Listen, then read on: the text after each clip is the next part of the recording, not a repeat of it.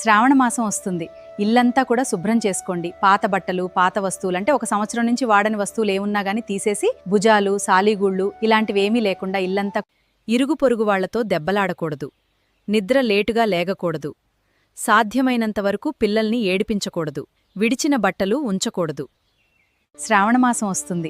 2 రోజులు ముందుగానే ఇల్లంతా కూడా శుభ్రం చేసుకుని చక్కగా ఇల్లంతా కడిగి ముగ్గులు వేసుకుని గడపకి పసుపు బొట్టులు పెట్టి మావిడాకులు కట్టి ఉంచుకోవాలి. గోమాతయే సాక్షాత్ లక్ష్మీ స్వరూపం. ఇంట్లో గోవుంటే లక్ష్మీ కటాక్షం కలుగుతుంది. గావో విశ్వస్య మాతరః. గోమాత ఈ ప్రపంచానికి అందరికీ తల్లి. గోమాతను పూజిస్తే అన్ని దేవతలను పూజించినట్టే.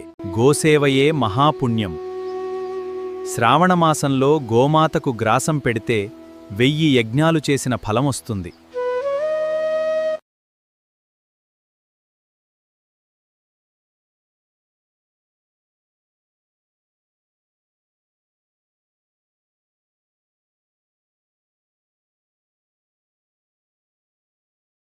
మోటు, మిల్లెట్ మాల్ కావాలి అంటే ఏం చేయాలి?